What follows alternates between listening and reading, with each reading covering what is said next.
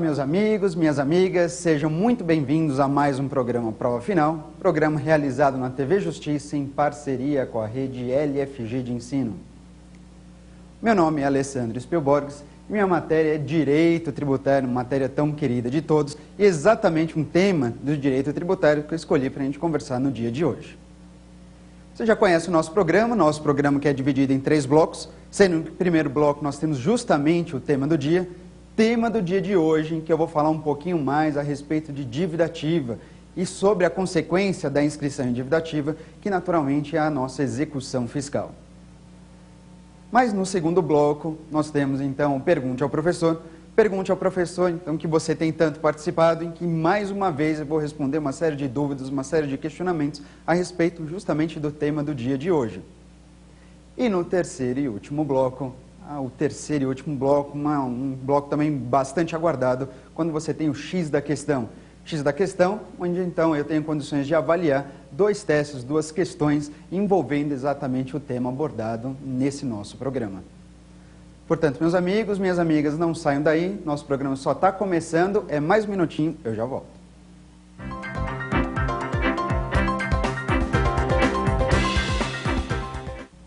Voltamos então, estou aqui para falar um pouquinho mais a respeito de dívida ativa e execução fiscal. Esse é o nosso tema do dia.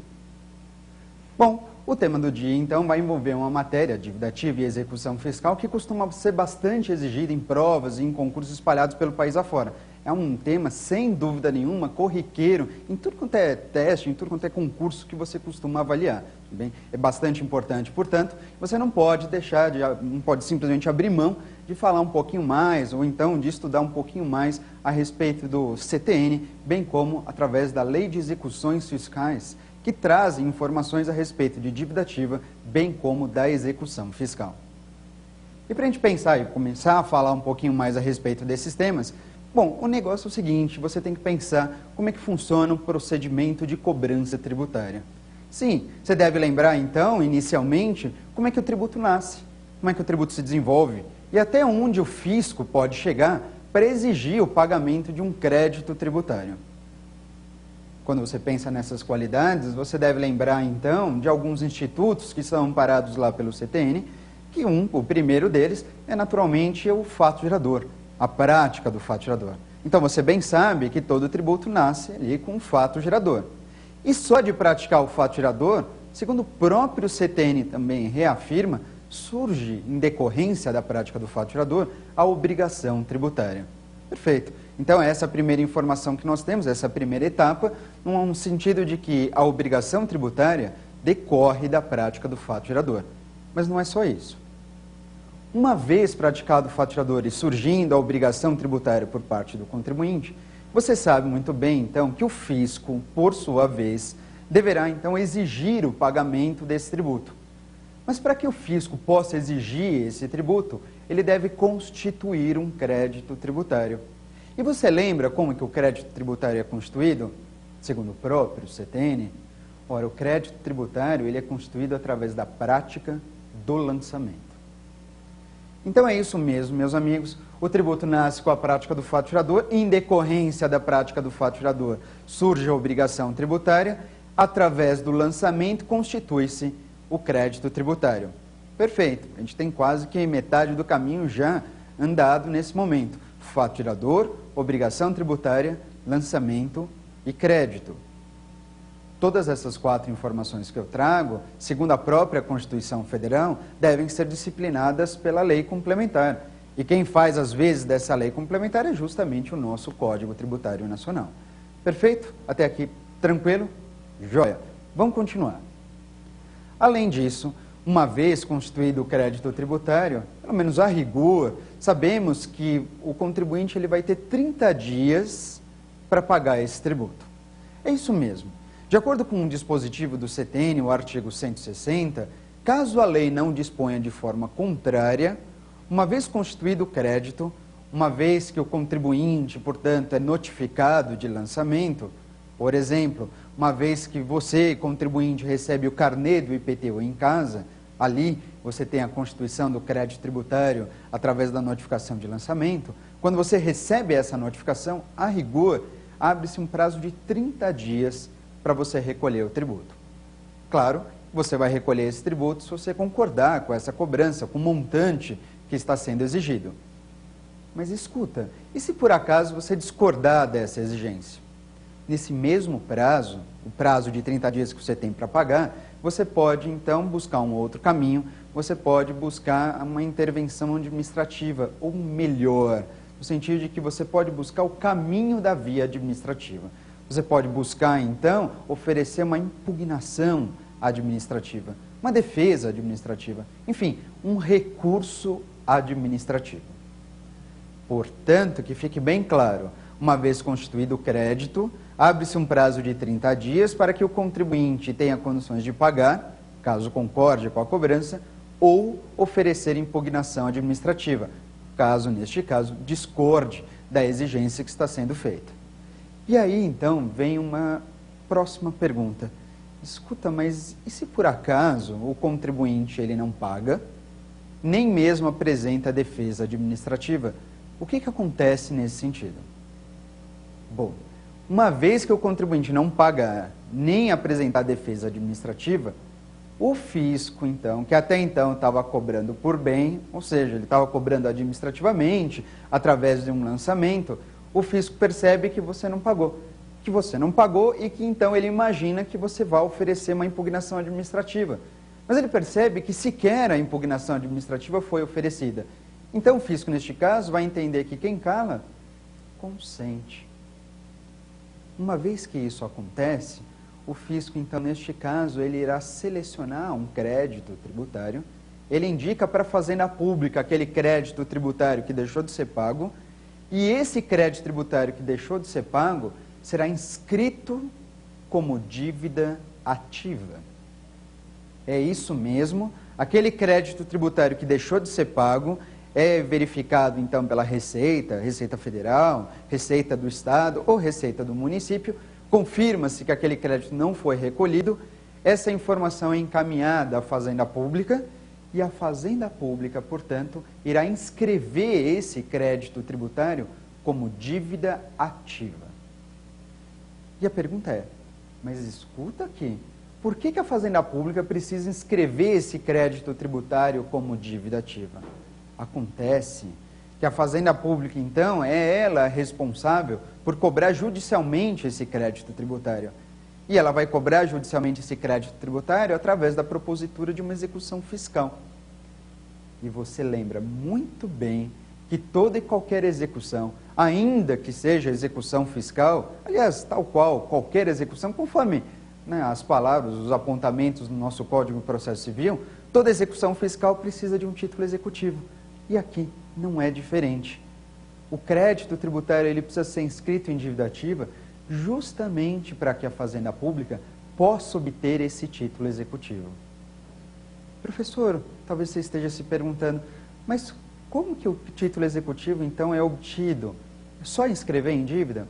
Não. A inscrição em dívida ativa ela é importante para que, uma vez que isso aconteça, a Fazenda Pública tenha condições de extrair um documento que confirma que aquela dívida está em aberto. Um documento que confirma que aquela dívida está ativa. É um documento que você costuma observar através da sigla CDA. E o que significa CDA? Ora, CDA é justamente a certidão que a dívida está ativa. É a certidão de dívida ativa. E por que é tão importante essa CDA? Ocorre que a CDA funciona justamente como título executivo de natureza extrajudicial que a Fazenda Pública tanto precisa para promover a execução fiscal. Repito para você. A CDA, portanto, ela funciona como um título executivo de natureza extrajudicial imprescindível para que a Fazenda Pública possa, sem dúvida nenhuma, promover a execução fiscal. Perfeito? Ficou claro, então? Então, só para retomar essa linha do tempo, só para a gente retomar todos os procedimentos, todos os passos que foram dados para que se chegue numa execução fiscal. Vamos lá. O tributo nasce com a prática do fato gerador, como você bem sabe, surge a obrigação. Depois dessa obrigação tributária, existe o lançamento, é proposto o lançamento para a fim de constituir o crédito tributário. E uma vez constituído o crédito tributário, o que acontece? Uma vez constituído o crédito tributário, abre um prazo lá de 30 dias para que o contribuinte tenha condições de pagar ou oferecer impugnação administrativa. E caso isso não aconteça, nem o pagamento, sequer a impugnação em dívida ativa, a impugnação administrativa, aquele crédito tributário que deixou de ser recolhido será inscrito como dívida ativa e, uma vez inscrito, é extraído a CDA, que é o título executivo que a Fazenda Pública precisa, então, para promover a execução fiscal. Ficou claro? De verdade? Então vamos lá, vamos continuar verificando outras informações atinentes a isso. A CDA. Quando você tem a inscrição em CDA, quando você pensa em CDA, em certidão de dívida ativa, segundo o próprio CTN, é possível verificar que existem vários tipos de certidão de dívida ativa.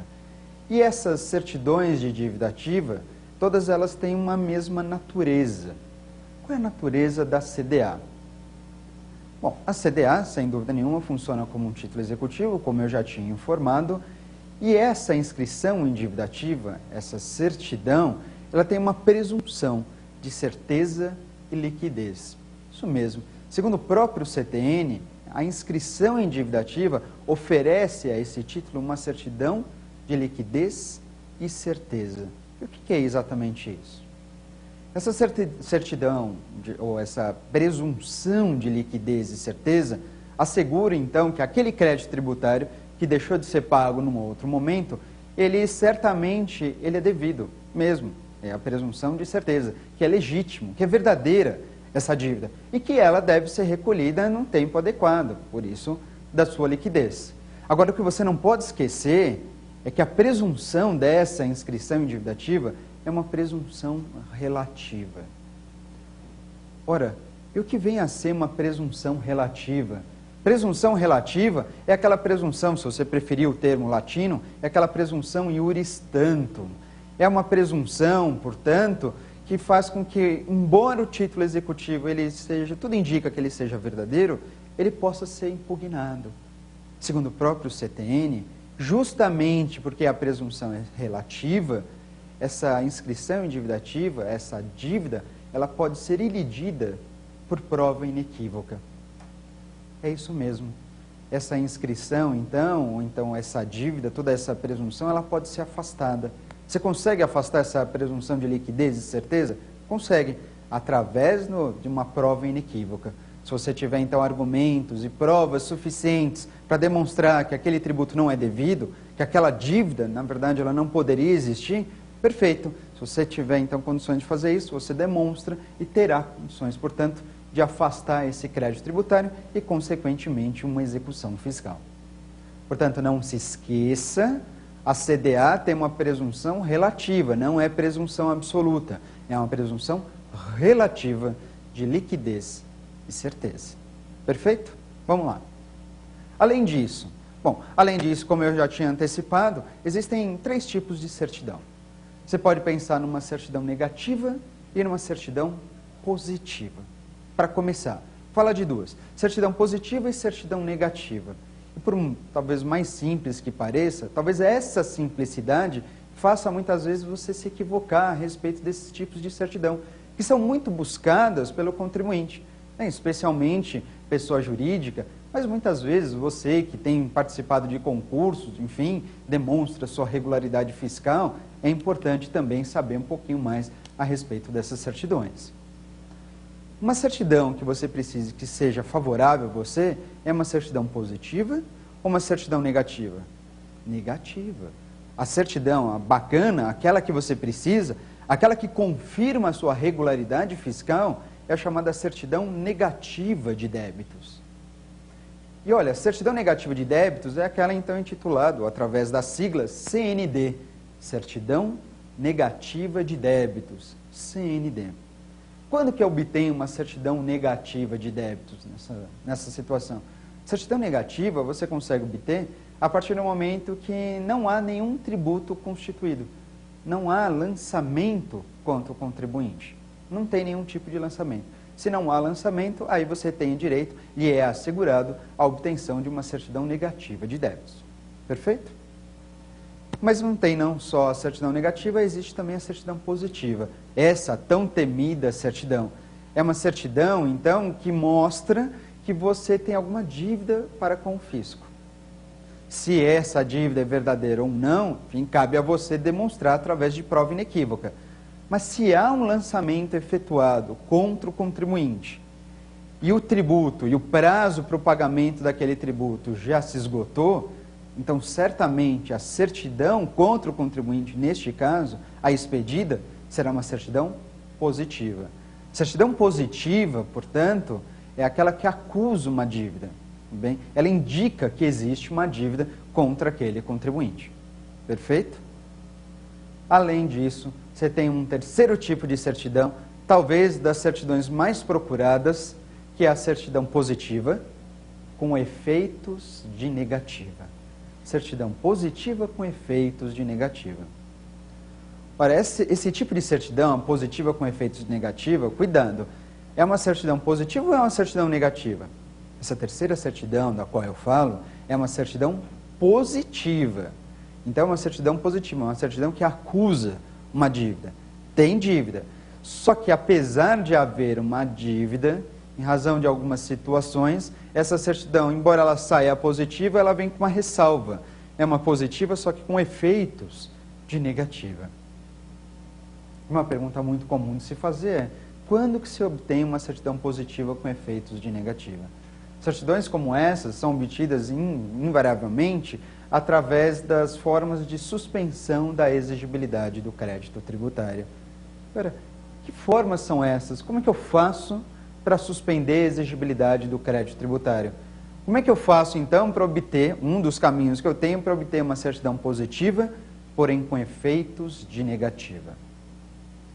Uma certidão como essa, então, você consegue obter através de uma medida liminar, que você pode pedir aqui em sede de mandado de segurança. Você consegue também uma certidão como essa através do pedido de tutela antecipada, seja numa ação declaratória, seja numa ação anulatória, através do parcelamento, por que não, moratória, ou mesmo quando você tenha oferecido um recurso administrativo, tendo em vista que você não concorda com a cobrança daquele crédito tributário. Perfeito? Qualquer uma dessas formas que eu citei estão exemplificadas lá no artigo 151 do CTN, e essas modalidades, elas suspendem a exigibilidade do crédito tributário. E por que isso é tão importante? Ora, porque ao suspender a exigibilidade do crédito tributário, segundo o CTN, lá no artigo 206, você terá direito, então, neste caso, de obter uma certidão positiva, é verdade, porém com efeitos de negativa. E essa certidão, ela lhe garante, por exemplo, a segurança de que não seja proposta uma execução fiscal. É isso mesmo. Pode ser que o fisco inscreva em dívida ativa, mesmo, você obtenha uma certidão positiva com efeitos de negativa, que mantenha a sua regularidade fiscal, pelo menos enquanto a exigibilidade do crédito se mantiver suspensa, e enquanto tudo isso acontece, o fisco não terá condições de promover a execução fiscal. Ele é impedido, né, de promover a execução fiscal. Perfeito? Mesmo? Todo mundo entendeu? Agora vamos continuar. Com essa CDA, vamos imaginar com essa certidão de dívida ativa, com a certidão simplesmente positiva, não com a negativa, nem com a positiva com efeitos de negativa, vamos imaginar só com a certidão positiva. O fisco realmente percebeu, constatou que você deixou de pagar o tributo, você até tentou se defender durante um momento, durante um período, você conseguiu suspender a exigibilidade do crédito, mas você perdeu a demanda, foi confirmada a dívida. Você tem que pagar o tributo, mas você não paga. A Fazenda Pública, então, certamente irá promover a execução fiscal. E o que acontece, então? Uma vez proposta a execução fiscal, petição inicial, portanto, de iniciativa da Fazenda Pública, uma vez proposta a execução fiscal, o contribuinte, né, será citado, e essa citação, ela invariavelmente, ela ocorre pelo correio. Bem, é uma citação que se dá através de aviso de recebimento, invariavelmente. O contribuinte é citado, e uma vez citado, é oferecido para ele um prazo de 5 dias para pagar ou garantir o juízo. O que se entende, neste caso, por garantir o juízo? O contribuinte é citado, tudo bem, assim, olha, acabamos de promover uma execução fiscal, você vai ter que pagar o tributo. Estou sendo citado por conta disso. Mas pode ser que ainda você tenha argumentos ou provas suficientes para afastar essa execução fiscal. Você tem condições de produzir provas para tanto. E aí, dentro desse prazo, para você se defender, de acordo com a Lei 6.830 de 1980, que é a Lei de Execuções Fiscais, você deverá garantir o juízo. E o que se entende por garantia do juízo? A garantia do juízo funciona como uma caução a essa execução. Dizendo, olha, escuta, essa execução fiscal que a gente promoveu está pautada num título executivo que tem presunção de liquidez e certeza. Portanto, dessa forma, você deve garantir o juízo, você deve caucionar essa execução fiscal para que tenha condições de se defender. E como se dá a garantia do juízo? Essa garantia é simples, ela pode acontecer pelo depósito, você deposita o valor da dívida. Veja, você não está querendo pagar, mas você deposita para se defender. Você pode garantir o juízo oferecendo bens, parte do seu patrimônio à penhora, ou então, se você tiver um bom relacionamento com uma instituição financeira, você pode oferecer uma carta de fiança bancária. São 3 formas, portanto, meus amigos, que você tem para garantir o juízo. Através de um depósito, através de uma carta de fiança bancária, ou, o que é mais comum, através da penhora, através da oferta de bens à penhora. E por que é tão importante a garantia do juízo? Porque, de acordo com a Lei de Execuções Fiscais, só mesmo garantindo o juízo para que você tenha condições de oferecer os embargos à execução. E é isso mesmo que vocês acabaram de ouvir falar, que na execução fiscal, para que os embargos sejam opostos, para que você tenha condições de oferecer embargos do devedor, embargos à execução fiscal, você precisa da garantia do juízo. Diferentemente, portanto, do que acontece com o que está hoje discriminado no Código de Processo Civil. O CPC já não exige mais a garantia do juízo para a oferta dos embargos. Mas na execução fiscal, para embargar, você precisa, sem dúvida nenhuma, ter a garantia do juízo. E olha só, uma vez garantido o juízo, você vai ter um prazo de 30 dias para embargar. 30 dias contados da garantia. Essa é uma forma, portanto, que você tem que observar esse prazo para oferecer os embargos à execução fiscal. Ficou claro? E para terminar, e a gente não esquecer de jeito nenhum, se você estivesse perguntando assim, professor, mas muitos dos contribuintes que sofrem uma execução fiscal, às vezes de forma devida ou indevida, eles não têm bens suficientes para garantir o juízo, eles não têm dinheiro para depositar. E nem é toda instituição financeira que venha oferecer uma carta de fiança. E como é que funciona? Se ele não tiver como garantir o juízo, quer dizer, ele não tem condições de se defender, e como é que fica aquele princípio constitucional do contraditório e da ampla defesa? Está sendo violado? Ou será que existe alguma forma de defesa? Sem a garantia do juízo, é admitida a apresentação de uma exceção de pré-executividade. E a exceção de pré-executividade, o STJ já se pronunciou. É uma medida cabível, é uma defesa que pode ser oferecida sem a necessidade de garantia do juízo, porém, fiquem atentos. De acordo com o Superior Tribunal de Justiça, jurisprudência consolidada, portanto, na exceção de pré-executividade, você só pode trazer aquelas matérias que sejam reconhecidas ou conhecidas de ofício. Matérias, portanto, que não comportem ou não precisem de dilação probatória. Cabe ou não cabe exceção de pré-executividade? Resposta: cabe exceção de pré-executividade, mas apenas se você for abordar matérias que são conhecidas de ofício e que não tenham necessidade de dilação probatória. Ficou claro? Perfeito. Então, eu não estou querendo dizer que não cabem provas na exceção, cabem provas, a única coisa é que você não terá condições, em sede de exceção, de produzir provas. Se você tiver necessidade de dilação probatória, você tem que buscar um outro caminho, você vai ter que buscar os embargos e não propriamente a exceção. Perfeito. Joia? Portanto, aqui eu encerro exatamente nosso tema do dia, quando eu falei um pouquinho mais a respeito de dívida ativa, certidões de dívida ativa e um pouquinho a respeito da execução fiscal, mas isso não quer dizer que você pode sair daí. Nós temos nosso próximo bloco, que em breve vai começar. Estou te esperando.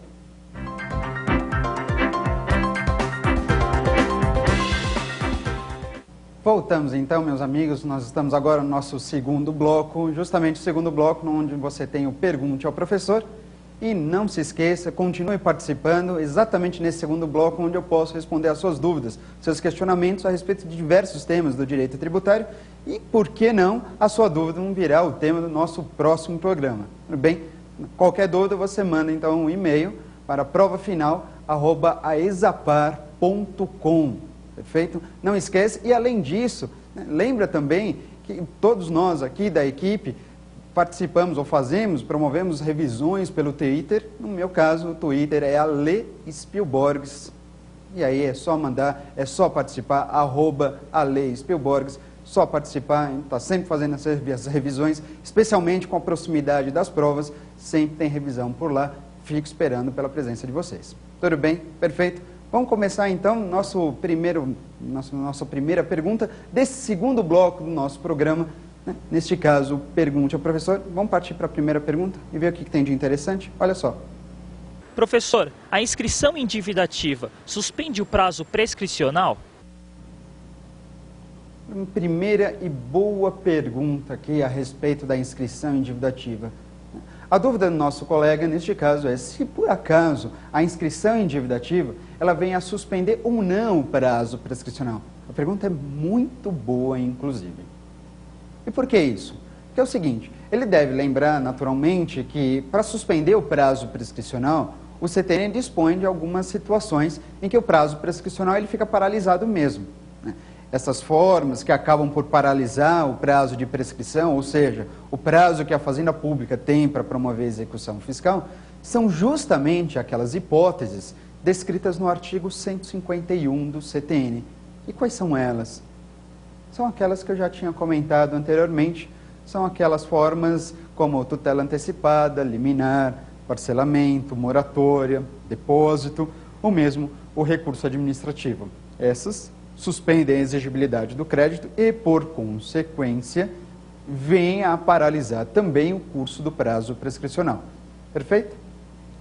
Ocorre que, embora o CTN não seja taxativo quanto às formas de suspensão, ou seja, você pode vasculhar no seu Código Tributário Nacional, em nenhum momento ele vai ter um dispositivo elucidando quais são as modalidades que suspendem a prescrição.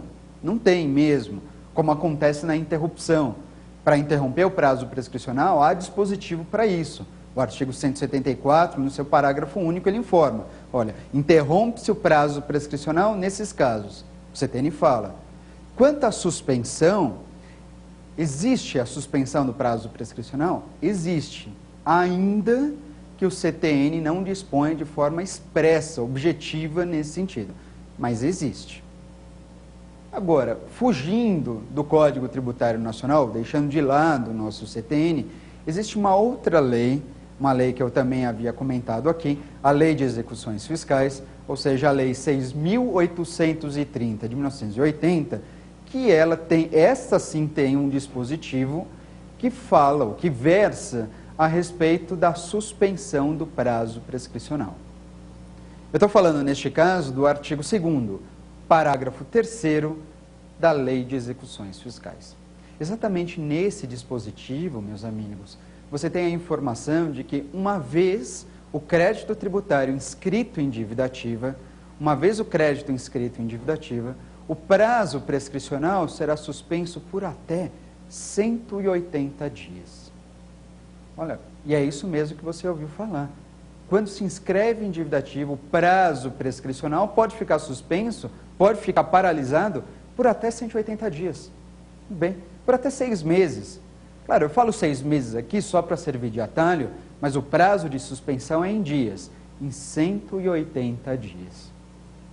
E a pergunta do nosso amigo foi no seguinte sentido, se essa suspensão realmente ela vale, porque tem dispositivo para isso. Então o prazo prescricional ele pode ser suspenso por 180 dias neste caso.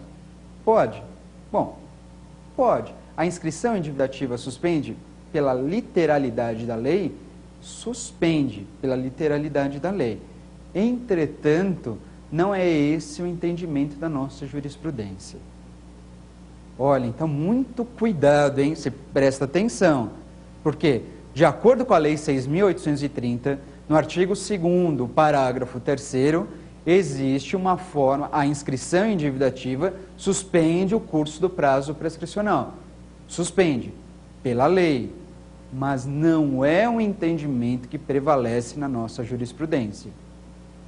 Apesar da informação legal, de acordo com os nossos superiores tribunais, essa suspensão por 180 dias, ela não vale para dívidas de natureza tributária. E aí você naturalmente deve estar se perguntando, e por que não vale? Simples. Porque está tratando de prescrição, não está? Perfeito. E prescrição em matéria tributária, para a nossa Constituição Federal, a prescrição em matéria tributária é um tema reservado à legislação complementar. E você vai me dizer, ué, mas e daí que é reservado à legislação complementar? Ocorre que qual o dispositivo que eu falei que suspende o prazo prescricional? Ele está previsto onde? Esse dispositivo está previsto na Lei 6.830, de 1980, que é uma lei ordinária. Portanto, esse dispositivo ele não vale para temas reservados à lei complementar. Ele não vale. Prescrição é um tema reservado à lei complementar, então esse dispositivo que fala da suspensão do prazo prescricional por 180 dias não vale quando se cobra um tributo, quando se cobra, portanto, uma exigência de natureza tributária. Perfeito? Ficou claro? Então, para a nossa jurisprudência não vale. Pela literalidade da lei, é assim que funciona, mas nossa jurisprudência afasta, porque seria um tema reservado à lei complementar e não poderia vir uma lei ordinária dispondo a respeito do assunto. Ficou claro mesmo? Vamos partir para a segunda questão. Professor, a certidão da dívida ativa pode ser substituída pela fazenda pública? Outra das perguntas mais interessantes que nós temos a respeito da inscrição em dívida ativa diz, escuta, mas quando se inscreve e extrai-se a CDA, essa certidão de dívida ativa pode eventualmente ser substituída pela fazenda pública? E aí você pergunta, escuta, mas por que ela seria substituída? Vamos imaginar que essa certidão apresente algum defeito, algum vício formal, algum vício material, algum vício na sua estrutura, né? Nos seus requisitos que comportam a certidão de dívida ativa, ou então quanto à matéria. De repente eles colocam um tributo ali na certidão de dívida ativa, fala sobre o imposto de renda, quando na verdade aquela empresa estava devendo mesmo, era o IPI, não era o imposto de renda, era o IPI. Erra na matéria, erra quanto ao tributo. Esses vícios, eles podem ser sanados e, portanto, essa CDA invariavelmente, ela pode vir a ser substituída? Bom, essa é a pergunta, e eu digo, pode, existe disposição para isso. O CTN, ele já afirma que a CDA, ela pode ter algum defeito, ela pode apresentar algum defeito, e se esse defeito for sanável, isso pode ensejar na substituição do título executivo. Perfeito? Essa é a informação que eu trago para vocês exatamente no artigo, encontra-se no artigo 203 do Código Tributário Nacional. E eu vou explicar como é que isso funciona. De acordo com esse dispositivo, é possível sim, então não esquece, pode deixar anotado aí, é possível sim substituir a CDA, mas aí você deve tomar muito cuidado.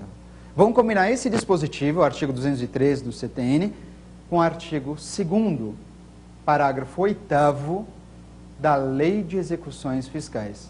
E vou repetir. Pode marcar a fundamentação legal para tanto, artigo 203 do CTN, combinado com o artigo 2º, parágrafo 8º da Lei de Execuções Fiscais. A CDA pode ser substituída. Primeira pergunta é, até quando ela pode ser substituída? Resposta, a CDA ela pode ser substituída, de acordo com esses dispositivos, até a decisão de primeira instância.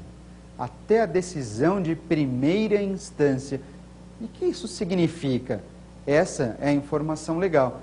Mas qual é a decisão de primeira instância a qual a lei faz referência? Para a nossa jurisprudência, essa decisão de primeira instância, ela se equipara ali até o julgamento dos embargos, até a sentença dos embargos. Lembra que eu comentei que numa execução fiscal você tem naturalmente condições de oferecer embargos à execução? Perfeito. Até o julgamento dos embargos, essa CDA é passível de ser substituída em razão de algum defeito sanável, até a decisão de primeira instância. Perfeito? Joia, até o julgamento dos embargos.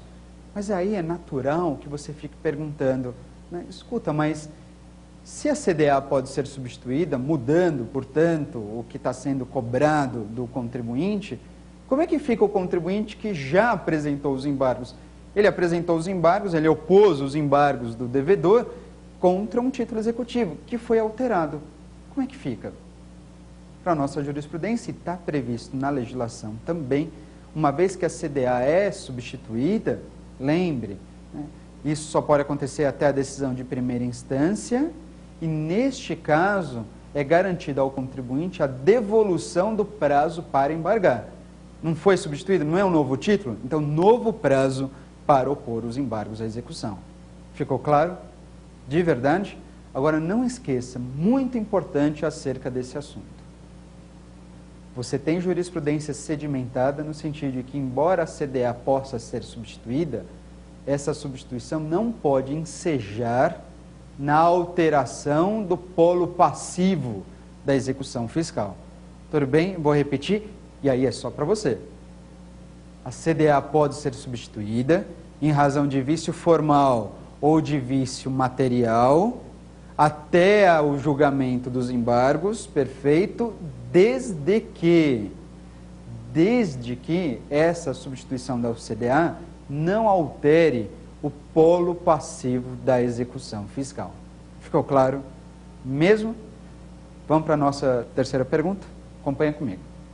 Professor, em quais hipóteses eu posso obter uma certidão negativa de débitos?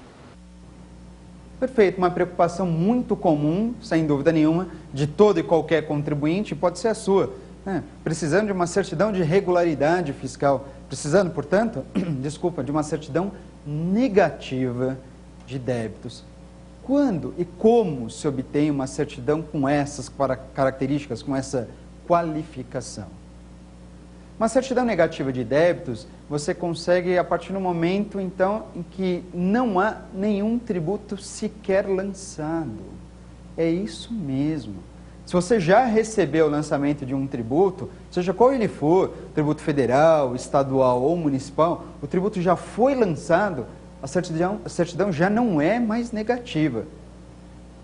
Aí você vai me dizer, mas espera um pouquinho, professor, escuta, mas eu recebi o tributo ainda nem venceu. Vamos imaginar que o fisco me deu ali 60 dias para pagar aquele tributo.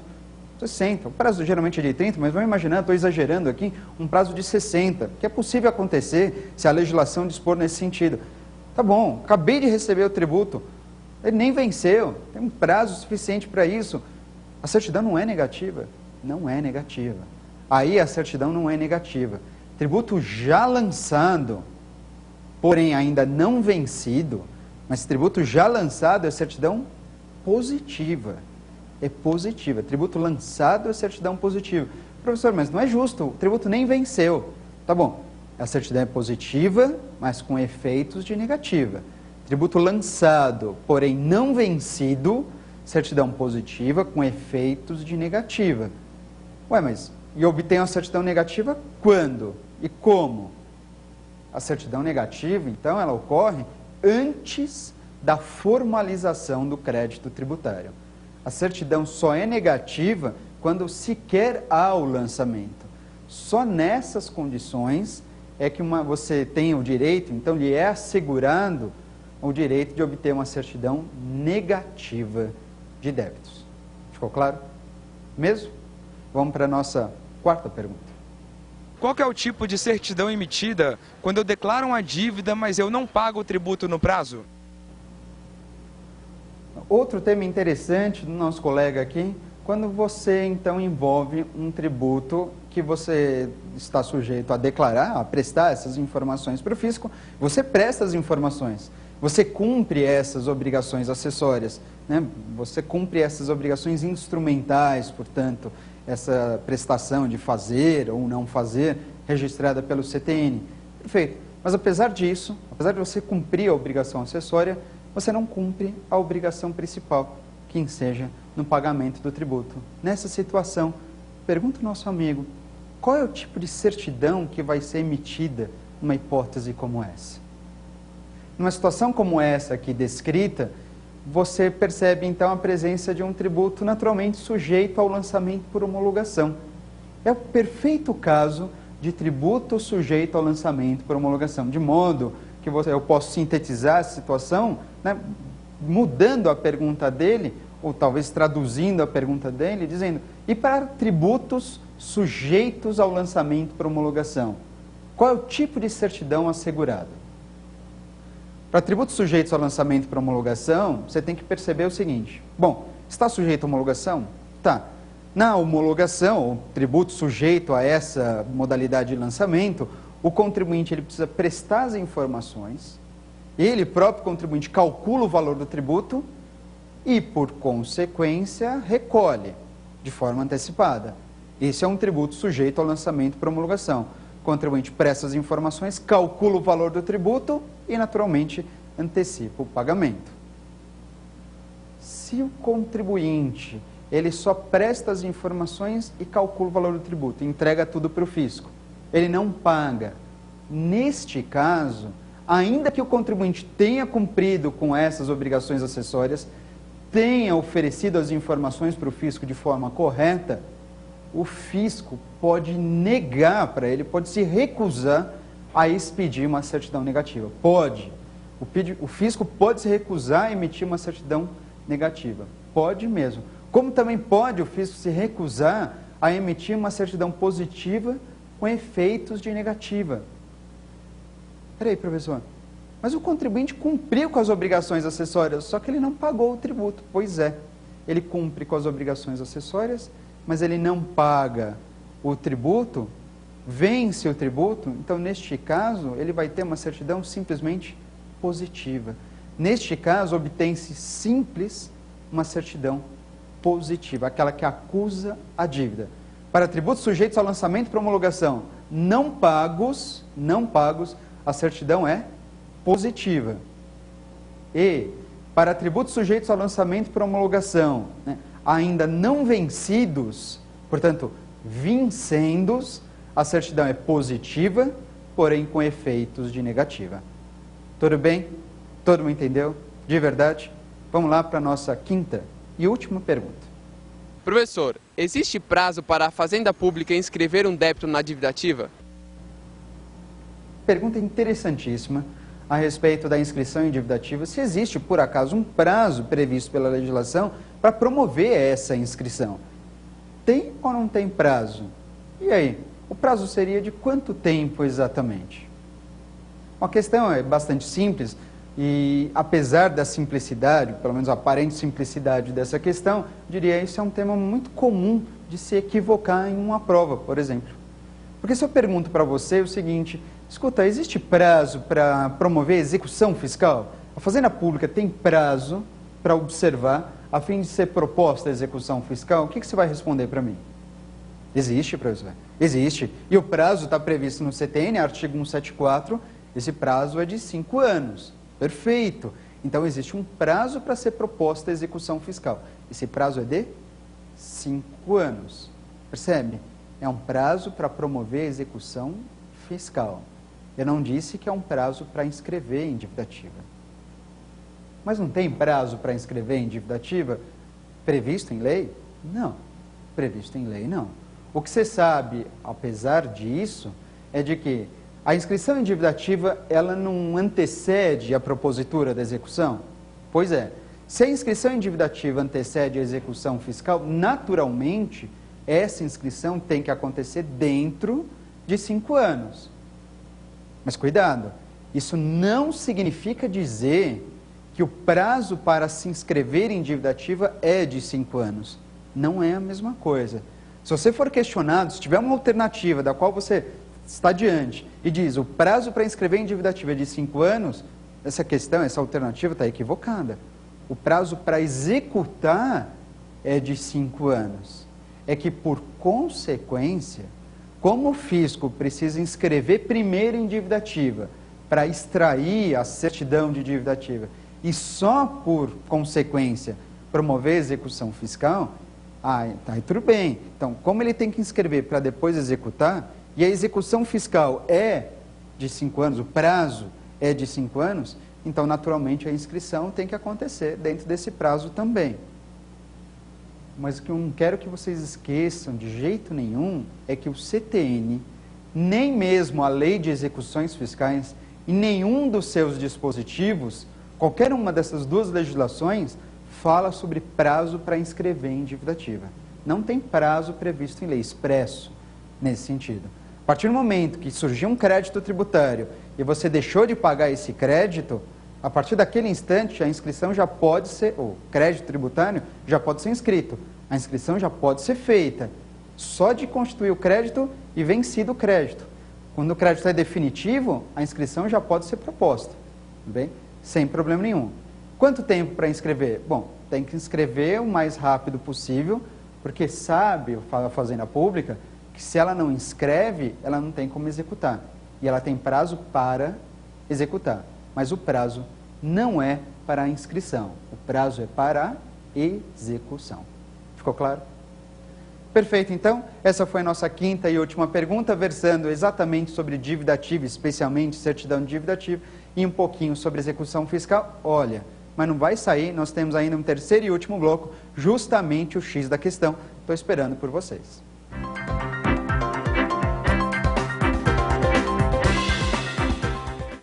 Voltamos então para o nosso terceiro e último bloco desse programa, o X da questão, então, onde eu tenho 2 testes aqui, justamente versando sobre certidão de dívida ativa, sobre inscrição em dívida ativa, e que então eu acabo ensejando também a gente ter a necessidade de falar sobre execução fiscal, inclusive. Tudo bem? Vamos partir direto para a nossa primeira questão? Vamos lá, acompanhe comigo. Olha só, primeira questão, diz assim, ó, a certidão positiva com efeitos de negativa é fornecida diante das hipóteses abaixo indicadas. Tá bom, certidão positiva com efeitos de negativa. Vamos lá, letra A, quando concedida a medida liminar, nos casos de decadência do crédito ou quando o parcelamento é deferido. Vamos lá, letra B, em se tratando de depósito convertido em renda, quando há recurso administrativo pendente de julgamento ou execução fiscal na qual existam bens penhorados. Letra C, quando concedida tutela antecipada, nos casos de requerimento de isenção ou mediante apresentação de exceção de pré-executividade. E letra D, quando há crédito tributário vencendo, execução fiscal garantida através de penhora ou através do benefício da moratória. E aí, gente, como é que foi essa questão aqui interessante, exigindo então o seu conhecimento acerca da certidão positiva com efeitos de negativa. Bom, resumindo isso, você tem que lembrar que o CTN ele dispõe quando você tem condições de obter uma certidão com essa qualidade. A questão é bastante simples. O artigo 206 do CTN ele informa claramente de que uma certidão positiva com efeitos de negativa, ela pode ser obtida em 3 hipóteses. Primeiro, quando você tem créditos tributários ainda não vencidos, neste caso a certidão é positiva com efeitos de negativa, consegue-se uma certidão dessa qualidade também numa execução fiscal cujo juízo já esteja garantido, por exemplo, através de penhora, ou então quando você tem um crédito tributário com a exigibilidade suspensa. São 3 situações, então, que ensejam a obtenção de uma certidão positiva com efeitos de negativa. Eu vou repetir aqui rapidamente.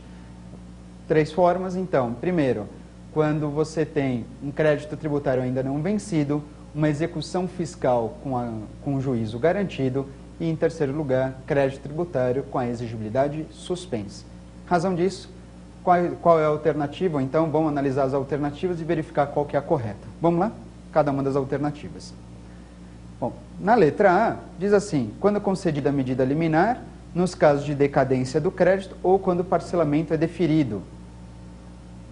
Na letra A, essa alternativa não está correta, por quê? Porque nos casos de decadência, em decadência você tem a extinção do crédito tributário. E ora, se o crédito tributário encontra-se extinto, A certidão é positiva com efeitos negativos ou é uma certidão negativa? Se não tem crédito tributário, a certidão é negativa. Portanto, a alternativa A está errada, está equivocada, não é essa a alternativa que a gente marca. Vamos analisar a próxima alternativa? Letra B. Em se tratando de depósito convertido em renda, quando há recurso administrativo pendente de julgamento ou execução fiscal na qual existam bens penhorados. E a letra B? A letra B também não está correta. E por que exatamente a letra B não está correta? Porque na B, cuidado, tem uma grande pegadinha. A primeira informação é, no caso de depósito convertido em renda. Depósito convertido em renda, já convertido em renda, é uma forma de extinção do crédito tributário. E quando extinto o crédito tributário, a certidão é negativa. Se fosse só o depósito judicial, só o depósito efetuado, integral, em dinheiro, aí sim, uma certidão positiva com efeitos de negativa. Mas por causa dessa expressão, depósito convertido em renda, a certidão é negativa e não positiva com efeitos de negativa. Ok? Então, alternativa B, errada. Próxima alternativa. Na letra C, quando concedida a tutela antecipada, nos casos de requerimento de isenção ou mediante a apresentação de exceção de pré-executividade. E aí, meus amigos? Bom, essa alternativa também devo admitir equivocada.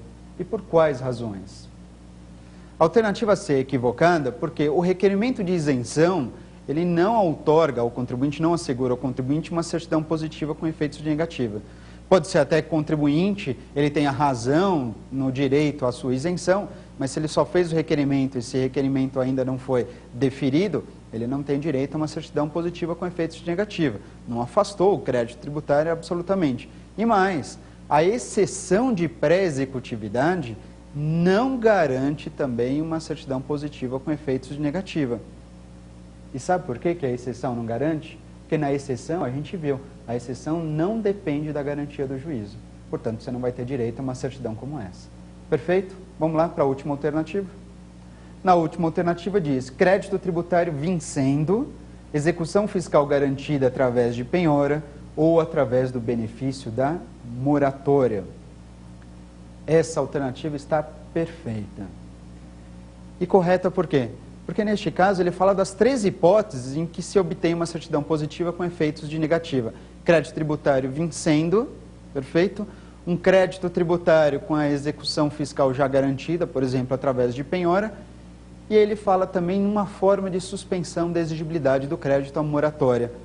Quando suspensa a exigibilidade do crédito, a certidão é positiva com efeitos de negativa. Portanto, nesse primeiro teste, a alternativa correta D de dado. Ok? Vamos para a nossa próxima questão? Vamos lá, próxima questão.